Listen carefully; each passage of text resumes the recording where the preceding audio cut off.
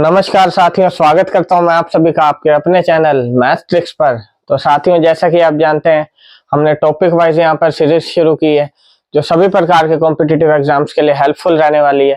पहला हमने session triangle का लिया था, जिसमें कंप्लीट ट्रायंगल से रिलेटेड जितने भी फॉर्मूले, जो भी कंसेप्ट है, वो सब आपको मैंने कराया था। आज जो मैं आपके लिए टॉपिक लेके आया हूँ वो है हमारा सर्कल। तो आज मैं आपको सर्कल से रिलेटेड जो भी कंसेप्ट है वो आपको क्लियर करने वाला हूं। तो चलिए दोस्तों, शुरुआत करते हैं आज के हमारे सेशन की।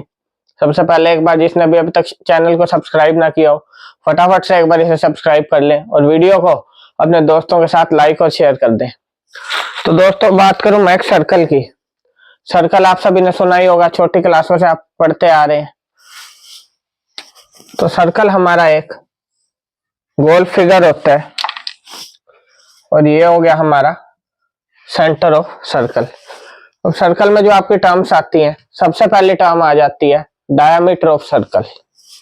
डायमीटर ऑफ सर्कल क्या होता है? सर्कल के सेंटर से गुजरने वाली वो लाइन जो सर्कल के अंदर सबसे हाईएस्ट लेंथ होती है, यानी इससे बड़ी आपको कोई और लेंथ नहीं दिखेगी सर्कल में।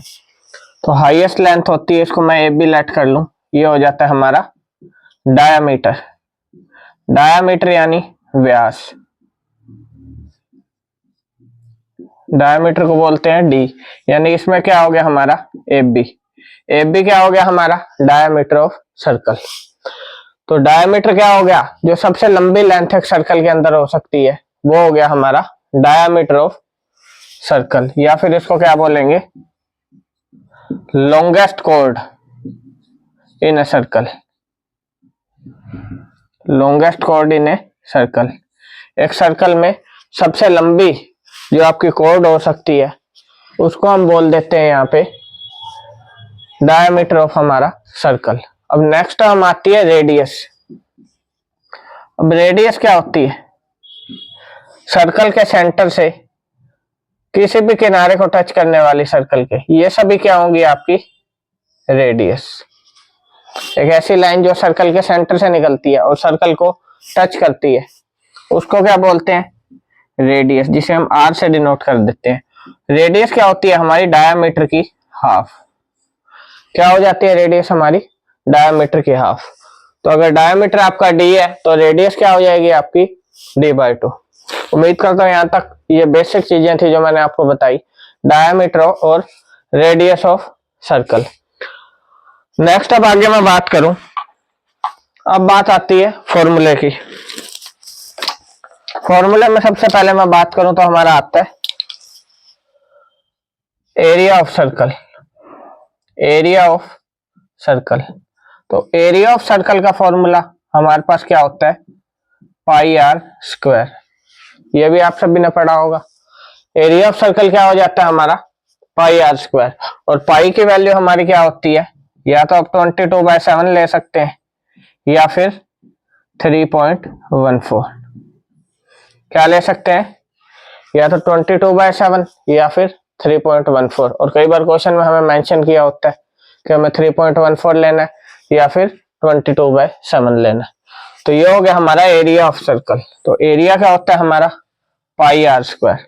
अब बात करूं मैं आगे circumference of circle. Circumference of circle. Circumference को और क्या बोल देते हैं हम? पेरीमीटर ऑफ सर्कल भी कई बार यूज कर लेते हैं इसके लिए टर्म। सरकमफेरेंस ऑफ सर्कल जो होती है हमारी 2πr। तो सरकमफेरेंस ऑफ सर्कल क्या होती है हमारी? 2πr। अब बात करूं मैं सरकमफेरेंस की, तो ये अगर सर्कल है तो सरकमफेरेंस क्या होगी? कंप्लीट जो लेंथ होगी इसकी, क्योंकि पेरीमीटर आपका क्या होता है किसी भी फिगर की? Complete length. तो सरकमफेरेंस क्या होगी? 2πr, आपकी कंप्लीट लेंथ एक सर्कल की। तो ये हो गया आपका एरिया ऑफ सर्कल, ये हो गया आपका सरकमफेरेंस ऑफ सर्कल। यहां तक उम्मीद करता हूँ ये बेसिक चीजें आपको अच्छे से क्लियर होगी होंगी। अब नेक्स्ट चलते हैं, सर्कल से रिलेटेड कुछ और टर्म्स देख लेते हैं। तो सरकमफेरेंस थी आपकी 2πr।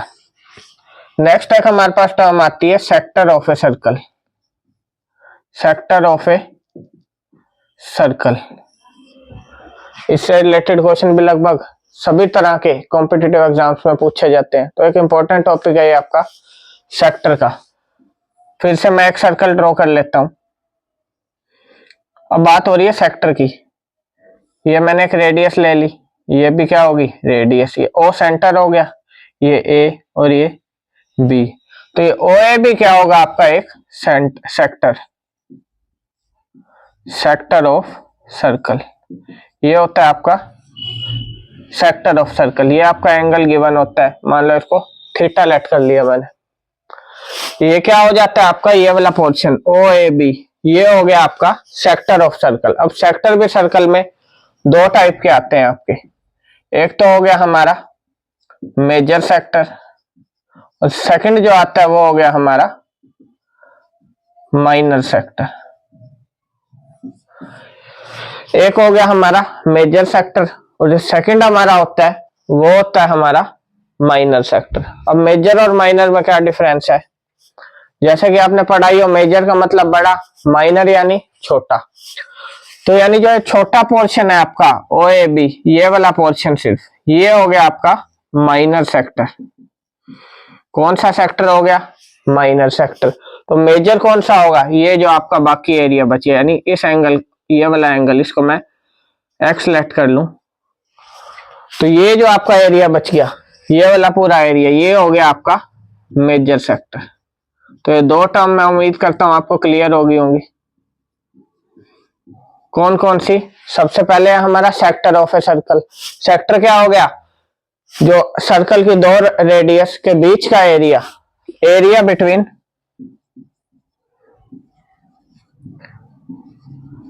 टू रेडियस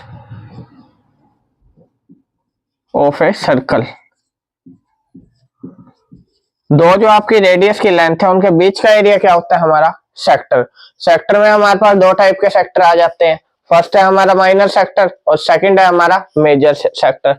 माइनर जैसा कि नाम से स्पष्ट है, माइनर सेक्टर होता है हमारा जो आपका छोटे वाला सेक्टर हो, और मेजर सेक्टर हो जाता है जो आपका बड़े वाला सेक्टर होता है। ठीक है साथियों, तो ये हो गया आपका माइनर और मेजर सेक्टर। अब आगे मैं बात करूं, नेक्स्ट हमारे पास आता है एरिया। मैक्सिमम एग्जाम्स में आपसे सेक्टर का एरिया निकालने को बोल देगा या उससे रिलेटेड क्वेश्चन दे देगा। तो सेक्टर का एरिया कैसे निकालते हैं उसके लिए भी हमारे पास फॉर्मूला है।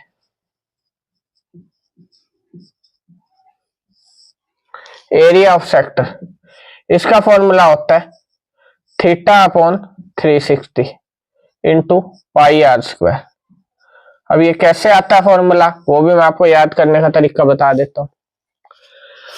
अब हमारा सर्कल का एरिया कितना होता है पाई आर स्क्वायर। अब आप एरिया कितने पोर्शन का निकाल रहे हो, जिस पोर्शन का एंगल क्या है थीटा, तो एरिया का आएगा कंप्लीट जो होता है सर्कल आपका 360 डिग्री, उसमें से आप थीटा का एरिया निकाल रहे हो तो थीटा ऊपर आ जाएगा।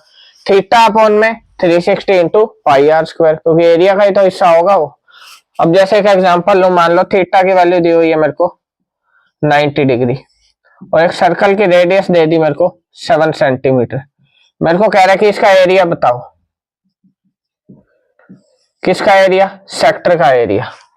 सेक्टर का आपको एरिया बताना है तो आप डायरेक्ट फॉर्मूला लगाएंगे थीटा अपॉन 360। थीटा कितना है 90 divide by 360 into pi r square, pi into r r से आर कट गया, ये आपका 4 से डिवाइड हो गया। कितना आ गया हमारा आंसर 154 डिवाइड बाय 4।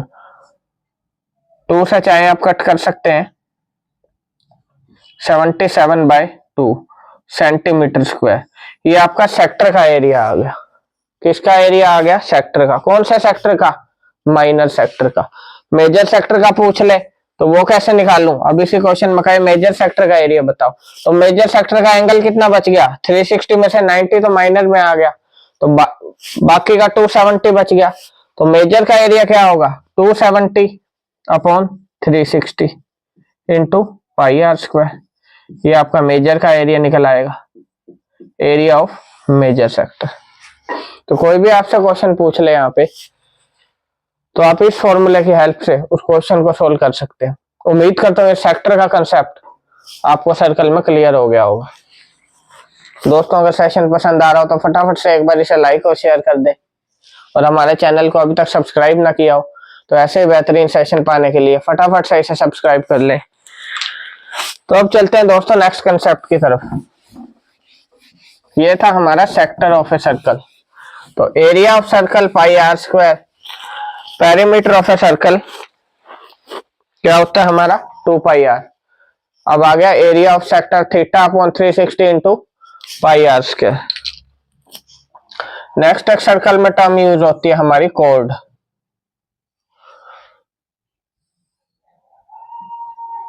ये सेंटर हो गया, ये होगी कॉर्ड। डायमीटर मैंने आपको क्या बताया था, लॉन्गेस्ट लेंथ, यानी डायमीटर होता है हमारा लॉन्गेस्ट कॉर्ड इन ए सर्कल। क्या बताया था डायमीटर, लॉन्गेस्ट कॉर्ड, यानी उससे लंबी लेंथ सर्कल में नहीं हो सकती ऑफ ए सर्कल क्योंकि डायमीटर भी तो आपकी एक कॉर्ड ही है, बस वो सेंटर से पास हो रही है और ये आपके सेंटर से पास नहीं हो रही। तो ये कॉर्ड वाला कंसेप्ट आपका बहुत ही इंपॉर्टेंट रहने वाला है, जो हर टाइप के आपके एग्जाम्स में पूछ लेते हैं। क्या है हमारा कॉर्ड ऑफ ए सर्कल। तो ये एफ बी क्या है, ये होती है आपकी कॉर्ड ऑफ ए सर्कल, ये होगी आपकी कॉर्ड ऑफ ए सर्कल। अब एक चीज आपको ध्यान रखनी है, क्या कि अगर सर्कल के सेंटर से आप किसी कॉर्ड पे परपेंडिकुलर डालेंगे, क्या बताया मैंने कि सर्कल के सेंटर से किसी भी उस सर्कल के अंदर कॉर्ड पे आप परपेंडिकुलर डालेंगे कोई भी आप एक, तो वो क्या होगा उसके परपेंडिकुलर, कोई भी आप परपेंडिकुलर डाल लेंगे तो वो कॉर्ड को क्या कर देगा, 2 इक्वल पार्ट्स में। मान लो इस पॉइंट को मैं सी मान लूं, क्या बताया मैंने, परपेंडिकुलर ड्रॉन। ये बहुत ही इंपॉर्टेंट कंसेप्ट है साथियों, मैक्सिमम एग्जाम्स में 99% कॉम्पिटिटिव एग्जाम्स में ये क्वेश्चन आपसे पूछा जाता है इस कंसेप्ट पे कि सर्कल के सेंटर से एक परपेंडिकुलर आ रहा है कॉर्ड पे, तो या तो आपको उस परपेंडिकुलर की वैल्यू देगा और कॉर्ड की लेंथ पूछ लेगा। तो ये आपके लिए बहुत ही इंपॉर्टेंट कंसेप्ट है, इसको जरूर नोट करें, गारंटी के साथ इससे क्वेश्चन आपका पूछा जाएगा। Perpendicular drawn from centre of a circle to a chord divides the chord in 2 equal parts। तो क्या बताया मैंने, perpendicular drawn from a centre of a circle to a chord divides the chord in 2 equal parts, यानी circle के अगर आप centre से किसी भी कॉर्ड पे एक परपेंडिकुलर डाल रहे हो तो वो उस कॉर्ड को 2 इक्वल पार्ट्स में डिवाइड कर देगा। कैसे, वो मैं आपको बताता हूं। मैंने इस पॉइंट को सी मान लिया, एफ बी क्या है कॉर्ड, यानी इस एफ बी में क्या होगा, A C is equal to B C. ये है आपका मेन कंसेप्ट जो मैं आपको सिखाना चाह रहा हूं, बहुत ही इंपॉर्टेंट कंसेप्ट है साथियों। ये क्या कह रहा है, सर्कल के सेंटर से यदि आप एक कॉर्ड पे परपेंडिकुलर डाल रहे हो तो वो उस कॉर्ड को क्या कर देगा, 2 इक्वल पार्ट्स में डिवाइड कर देगा। जैसे मैं एक एग्जांपल लेके आपको ये आपका कंसेप्ट क्लियर कर देता हूं।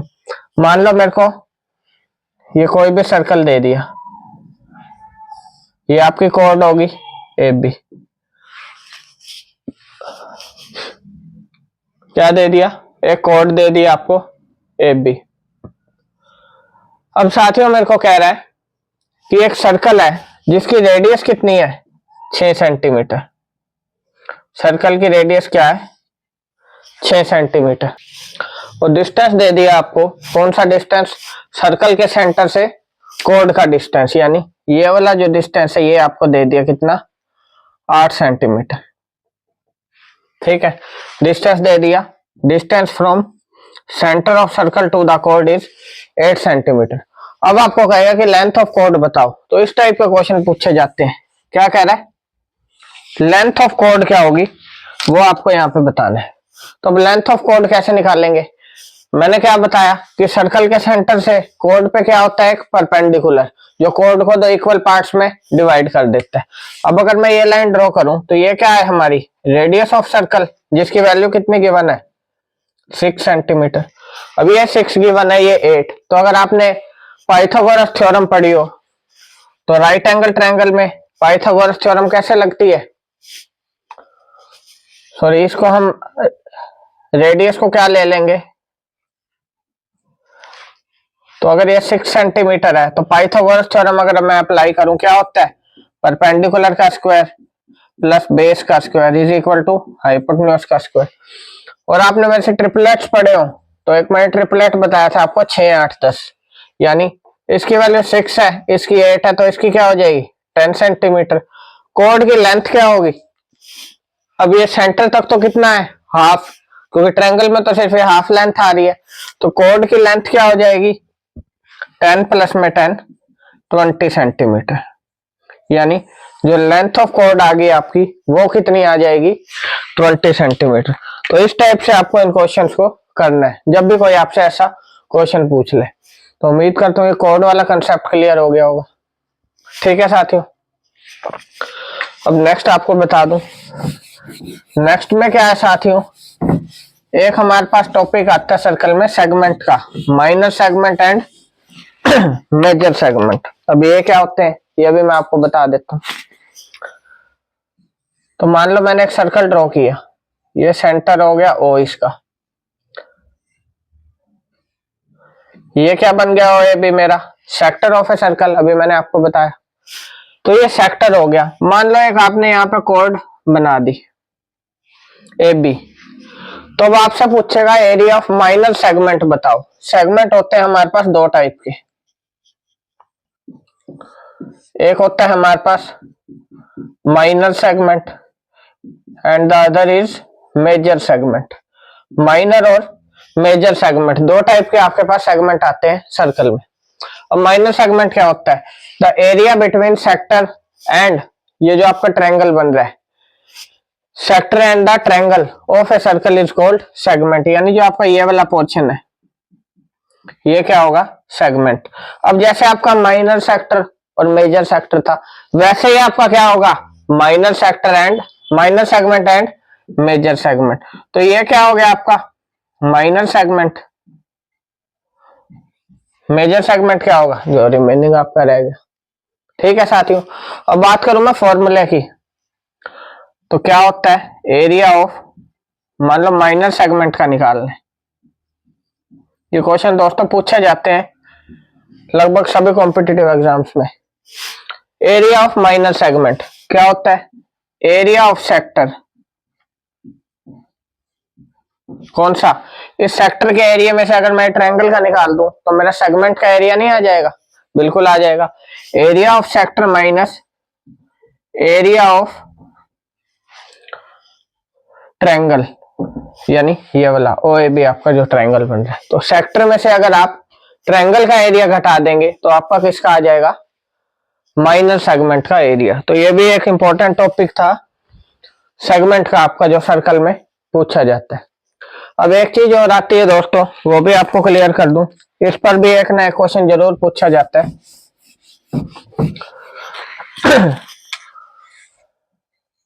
मान लो ये आपका एक सर्कल गिवन है, सेंटर दे दिया ओ, एक कोड होगी आपकी ए बी। इस टाइप का क्वेश्चन आपने देखा भी होगा, मेरे जिन भी साथियों ने कॉम्पिटिटिव एग्जाम कोई भी अटेम्प्ट किया है। ये हो गया एंगल थीटा, तो ये एंगल आपसे पूछ लेता है, तो ये क्या होगा थीटा बाय 2। अब ये आपको समझा देता हूं, the angle made by the code at the centre of a circle.